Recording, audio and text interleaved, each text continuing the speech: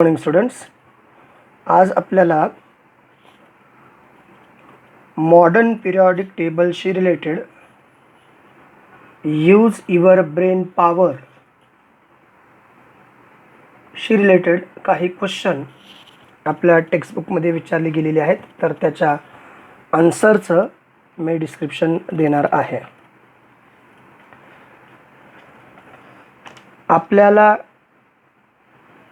या प्रश्नाची उत्तरं माहिती असणं तेवढेच गरजेचं आहे, कारण आपल्या डोक्याला चालना देणारी हे प्रश्न असल्या कारणाने ते उत्तर माहिती असणं गरजेचं आहे. तर त्यापैकी पहिला प्रश्न आहे, how is the problem regarding the position of cobalt atomic mass number 59 and nickel atomic mass number 59 in the Mendeleev's periodic table are resolved in modern periodic table. आपण जर मेंडेलिव्हच्या पिरियॉडिक टेबलमध्ये कोबाल्ट आणि निकेल यांना जर बघितलं असेल तर ते दोनही एलिमेंट्स ॲटॉमिक मास नंबर 59 असून ते एकाच ठिकाणी म्हणजेच ग्रुप नंबर 8 मध्ये ठेवलेले आहेत. पण तो प्रॉब्लेम या ठिकाणी सॉल्व झालेला आहे, कारण मॉडर्न पिरियॉडिक टेबलमध्ये एलिमेंटची जी अरेंजमेंट आहे ती मास नंबरच्या इन्क्रीजिंग ऑर्डरनुसार आहे. So here is a cobalt and nickel. Here is a cobalt and nickel in modern periodic table. Modern periodic टेबलमध्ये या ठिकाणी कोबाल्ट आणि निकेल आहेत, जे की in modern periodic table the arrangements of element in modern periodic table is increasing order of their atomic number. Therefore, in between cobalt and nickel, atomic number of cobalt is 27 and nickel is 28. So these atomic number is differ by only 1 unit. So there is a difference in 1 unit. Therefore, in between cobalt and nickel, these problem is solved or is resolved in modern periodic table. All clear? बघा, प्रत्येक वेळेस सांगतो मी, modern periodic टेबलमध्ये म्हणजे मेंडेलिव्हच्या periodic टेबलमध्ये cobalt आणि निकेलला एका ठिकाणी ठेवलेलं होतं, पण तो प्रॉब्लेम मॉडर्न पिरियॉडिक टेबलमध्ये कशा प्रकारे सॉल्व झालेला आहे, किंवा मेंडेलिव्ह पिरियॉडिक टेबलचा जो प्रॉब्लेम होता तो मॉडर्न पिरियॉडिक टेबलमध्ये कसा सॉल्व झालेला आहे त्याचं उत्तर. कोबाल्ट आणि निकेलचा ॲटॉमिक मास नंबर 59 आहे. हे आपण मेंडेलिव्हच्या पिरियॉडिक टेबलमध्ये पाहिलेलं होतं. तर मॉडर्न पिरियॉडिक टेबल हा ॲटॉमिक नंबरच्या इन्क्रीजिंग ऑर्डरप्रमाणे अरेंजमेंट असल्या कारणाने ॲटॉमिक नंबर कोबाल्टचा 27 आहे, ॲटॉमिक नंबर निकेलचा 28 आहे.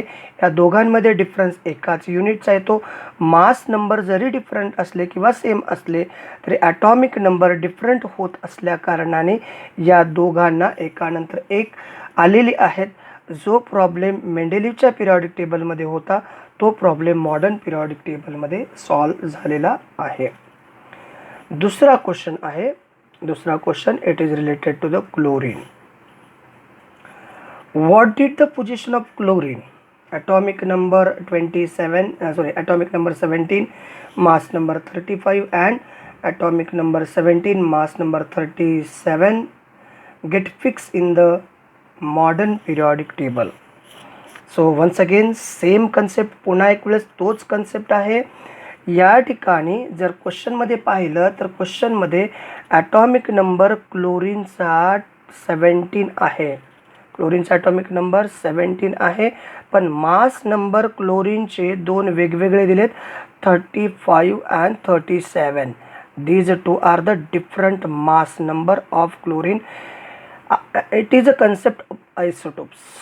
It is the concept of isotope. Isotopes means atom of same element having same atomic number but a different atomic mass number. So these are the different atomic masses but atomic number is same, therefore chlorine is placed in the same position. Isotopes of chlorine is placed in the same position of chlorine in the modern periodic table. So that is another answer, another question's answer. त्याच्यानंतर तिसरा question असा होता, in the modern periodic table mass of, basically question तसा नाही पण एक शॉर्टमध्ये त्याचा मी डिस्क्रिप्टिव्ह सांगतो आहे. In the modern periodic table mass of chromium is 52 and mass of manganese is 55. So there is a mass number difference in between these two. See once again, so mass number of chromium and manganese. So it is a chromium, here is a chromium, here is a manganese. बघा question असा आहे, can there be an element with atomic mass 53 or 54 in between the two elements 53 आणि 54. Mass number 53 आहे, mass number 54 आहे. कारण का मुद्दा असा आहे बघा, between the two elements chromium and manganese, म्हणजे क्रोमियम आणि मँगनीजच्या मध्ये मास नंबर 53 असणारा किंवा मास नंबर 54 असणारे एलिमेंट्स येतात का, हा कन्सेप्ट आपल्याला मॉडर्न पिरियॉडिक टेबलमध्ये विचारला गेलेला आहे. बघा क्रोमियमचा ॲटॉमिक मास नंबर 52 दिलाय, तर मँगनीजचा ॲटॉमिक मास नंबर 55 दिलाय. 52 नंतर 53 येतं, 53 नंतर 54 येतं, 54 नंतर 55 येतं.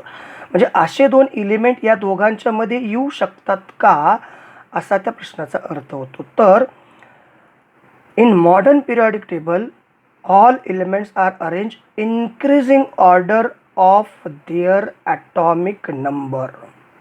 So there is a no weightage for atomic mass number. Modern periodic table हा ॲटॉमिक नंबरच्या इन्क्रीजिंग ऑर्डर प्रमाणे अरेंज केलेला असल्या कारणाने मास नंबरचा या ठिकाणी प्रश्न उद्भवतच नाही. तर आपल्याकडं ॲटॉमिक नंबरचा क्वेश्चन क्रिएट होतो आणि ॲटॉमिक नंबर या दोघांमध्ये एकानंतर एक येणारे ॲटॉमिक नंबर आहेत. So chromium and manganese these are arrange increasing order one after another. So therefore in between chromium and manganese there were no other elements is situated. म्हणजे chromium आणि मँगनीजचा atomic number एकानंतर एक येत असल्या कारणाने हे दोघं एकानंतर एकच एलिमेंट येतील. जरी मास नंबर काहीही असले तरी मास नंबरच्या बेसवरती एलिमेंटची अरेंजमेंट या ठिकाणी नाही. त्यामुळं क्रोमियम नंतर मँगनीज या पिरियॉडिक टेबलमध्ये येतो. आणि शेवटचा क्वेश्चन आहे यूज युअर ब्रेन पॉवर मधला, last question in use your brain power. What do you think, याच्यावरती थोडंसं विचार करा. कशावरती, should hydrogen be placed in the group 17. हा जो हायड्रोजन आहे ग्रुप नंबर 17 मध्ये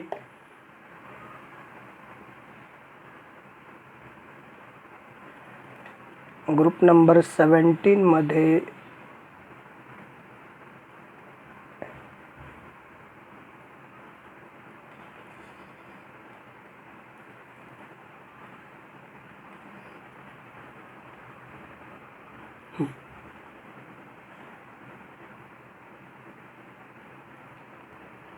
पहा,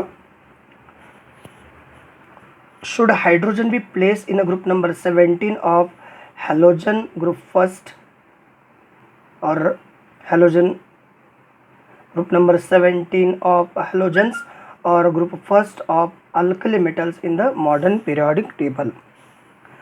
तर it is the most important property.